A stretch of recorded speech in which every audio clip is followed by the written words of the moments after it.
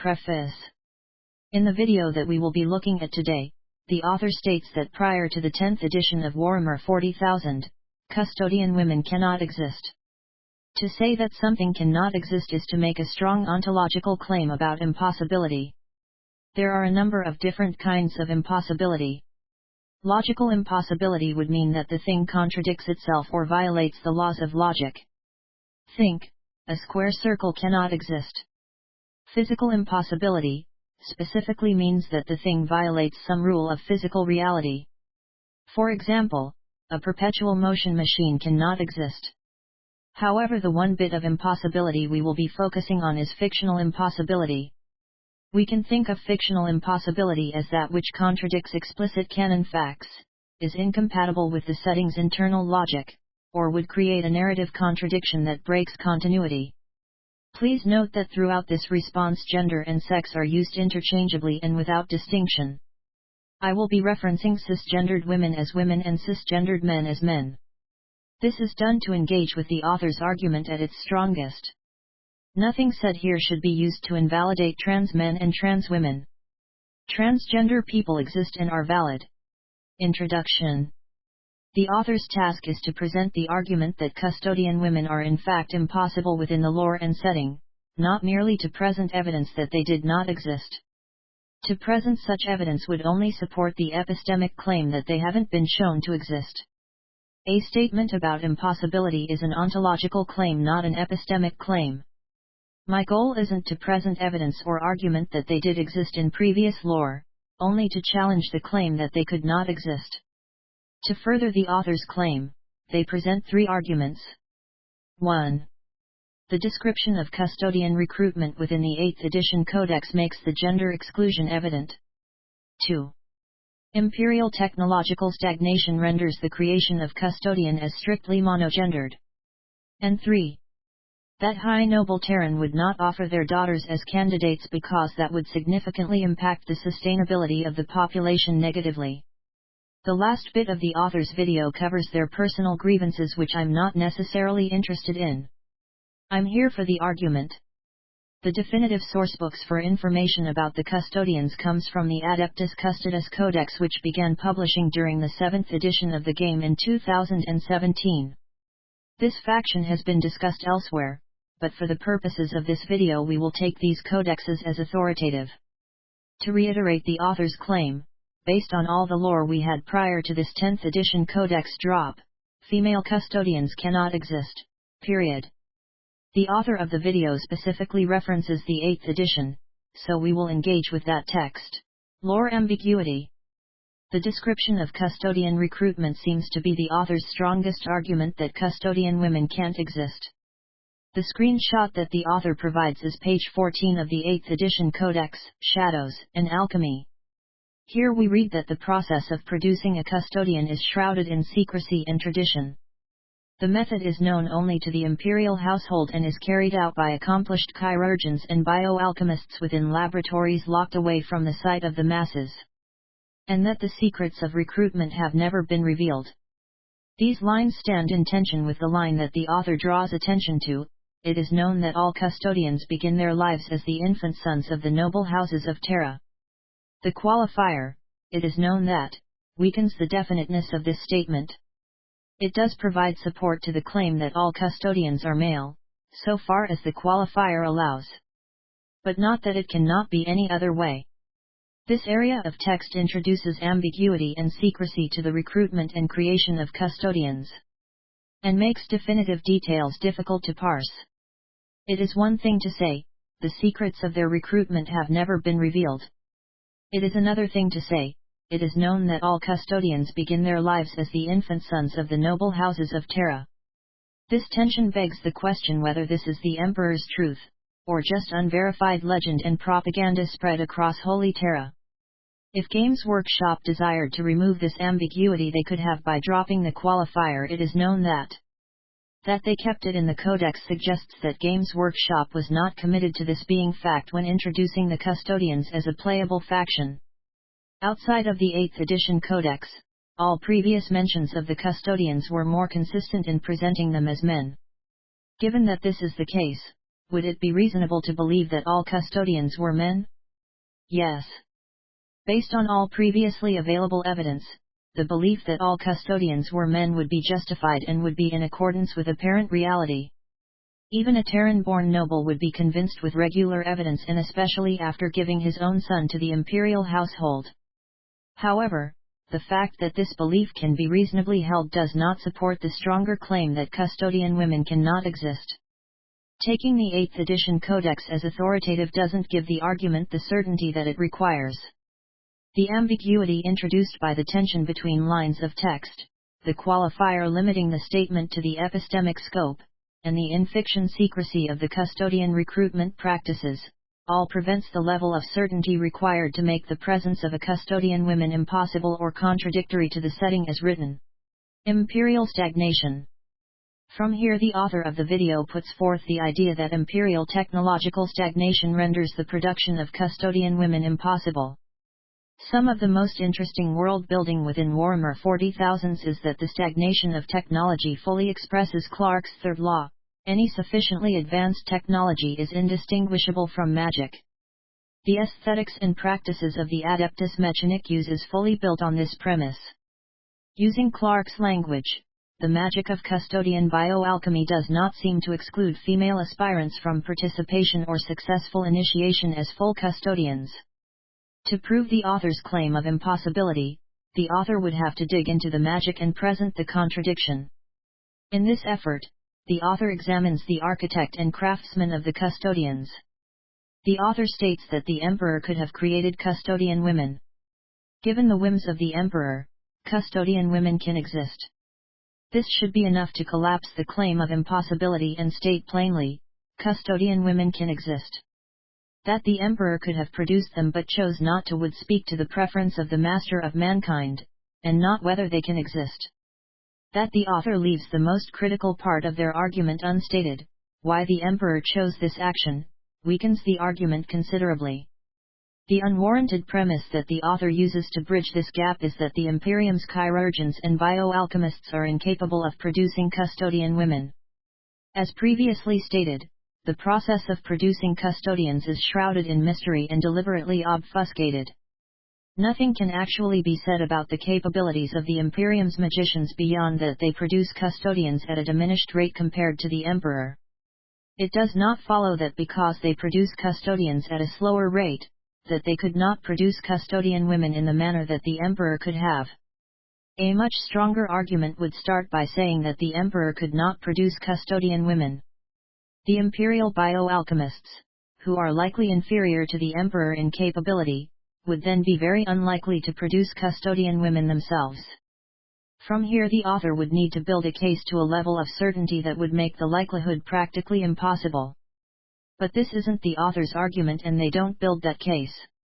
The argument would have to start with proving that the Emperor failed in his intentions, or that the process itself is impossible.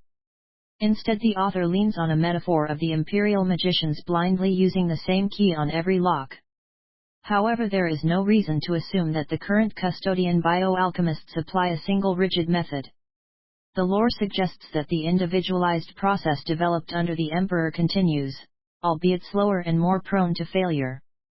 The keys simply take longer to create and are more prone to breaking. The lore remains silent how much or to what extent their current capabilities wane in the absence of the master of mankind. That they produce custodians is evident. Imperial stagnation is not enough to say definitively that the imperial magicians are incapable of producing custodian women. As a point of consideration, the author brings up a screenshot from the 10th edition Codex which introduces custodian Kalides Torovalia Kesh, a woman.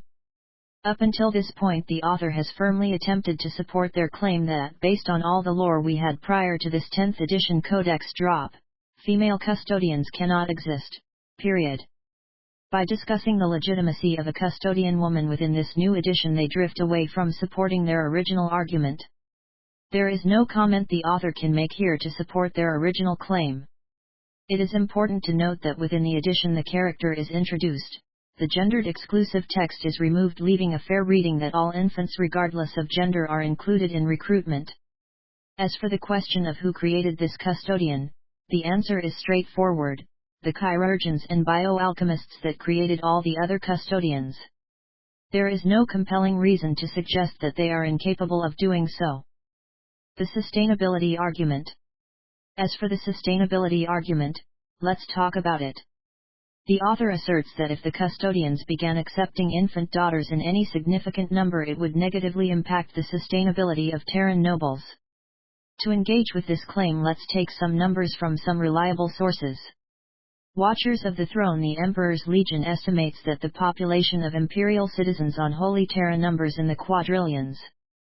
This is supported with the insight that the entire surface of the planet is covered in hive. It is the most vastly populated and built-up hive world in the Imperium. The demographic of a hive can be broken down in a number of ways, but for our purposes we will focus on the thinnest slice of the upper population. If we take Necromunda as a typical hive city, then we understand that less than 1% of the population is considered noble. That is, we could say that for every one noble there are at least 1,000 non-noble citizens. For our purposes and to engage with the sustainability argument at its strongest, we will use numbers conservative in scope and generous to the argument. We will use 1 quadrillion as the population of the planet and split the demographic as 1 high noble per 250 million. These numbers are reasonable and go beyond generous towards the argument. From this we determine the population of high nobles who sit within the thinnest, most elite slice of the demographic is 4 million. 4 million high nobles. Now let us consider the annual failure rate to produce one worthy aspirant fully initiated as a custodian. The author states that for every one successful aspirant that becomes a fully initiated custodian, 1,000 will fail. Some other sources state that thousands are found wanting. Let us consider the highest failure rate reasonable given the language of the text and even beyond the author's statement. There is no argument given that tens of thousands of candidates lethally wash out. Therefore we have a plausible failure range of 3 to 9,000. If we assume the 9,000 figure, 9 times higher than the author's estimate, we discover that the custodian failure rate depletes less than 0.3% of the highest noble population annually.